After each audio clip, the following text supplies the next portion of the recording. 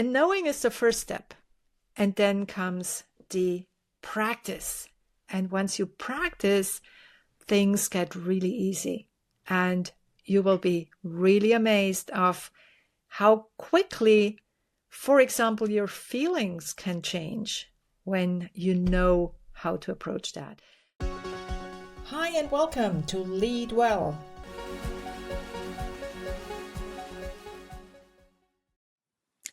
And here we are again at the end of the year 2025. And usually when it comes to this time of the year, everyone starts thinking, what happened in the last year? What do we want to change in the new year? There is this tradition that we are looking at the 12 days in between the years, from the 25th of December to the 6th of January. Every single day we make a review and we do a little, almost like a retreat where we think about the next year, and it's 12 days. They're aligned with the 12 months that are coming up. I never really bought into that tradition that much, but this year I started doing it. And this year I also started doing something else that I would love to invite you to do as well. When you think about it, those reviews usually look at some situations, results, achievements, outcomes that we have achieved in the last year. And this is what we remember. But when I thought about it, this is not really what made my year. What really mattered was how I experienced those situations. So what was the state I was in after I got a result, after I recorded another podcast session, after I visited my grandnephew? What is the feeling, the emotion that I got from it? The question I'm asking myself now, and that I encourage you to ask yourself as well, is what is the state that you were in after what happened? Because you could say that what shaped your year most was not really what happened, but how your system, how your nervous system responded to it, and how you experienced it from an emotional level. For example, I had an interaction with my mayor, and sometimes I was really so happy after that.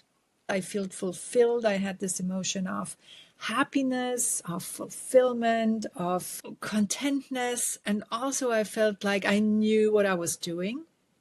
And then I had days with my mayor where I felt not so happy with myself, not so happy with how I interacted with her. And so this is really what counts, not so much what we actually did, but what I felt in response. I started collecting those moments, looking back at those moments, and almost making a recollection of, when did I feel love and loved last year? When did I feel really happy? When did I feel sad? When did I feel maybe even helpless? When did I feel comfortable because I was surrounded by people I loved? And when did I feel lonely even though I was surrounded by people? This is the way I started looking back at the year, and I found it really interesting. And then there is one step further that I took. And this is to ask myself, what state was I in before what happened? And this is another really interesting exercise. And turns out that those days when after I spent time with Maggie, I was sad or not really content with myself, the state I was in before that was a state of either I was in a hurry, I had no time, I had other things to do, or I was not really sure how to address her. I was not really happy with myself because something else had happened.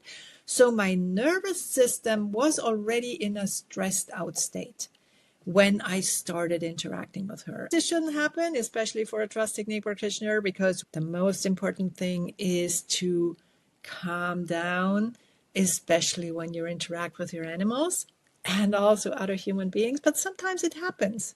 We're all human beings, and I'm open and share that this happens to me as well. But the exercise now is to acknowledge that connection between the state I was in before things happened and the state I was in after the things happened.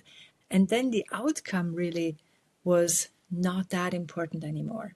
Recently, I came across quite a few concepts and quite a few people also that used a very cognitive or behavior focused approach, like what are we thinking and how can we change our thinking to impact our life, or how can we change our behavior to change our lives. I think there is more to that. We definitely need to include feelings in relation to a particular situation. And I work on the feelings directly. And I do know several ways of doing that. I will share that with you going forward. This is so interesting to see where is this little lever that we have to change how we feel. Because at the end of the day, every outcome is only as valid as how it makes us feel and how we feel afterwards. I'm pretty convinced that it's not the outcome that makes us feel a certain way. It's our inner state and our response to what happens. So this is something that I will look into in the upcoming year. I hope you will continue to listen to this podcast because I'm so grateful that you're here and that you're following on this journey. I wish you a wonderful start into the year 2026. We all would love to call 2026 the most peaceful year ever. And from my perspective, I will do whatever I can to make sure that I am in a state of inner peace as often as possible, and that I share this peace with others, and that I introduce others who have probably not yet found a way to create that inner peace in themselves so that they can do that whenever they need it most and wherever they are. And with that, have a wonderful, wonderful New Year's Eve and New Year's Day, and talk soon. Bye for now.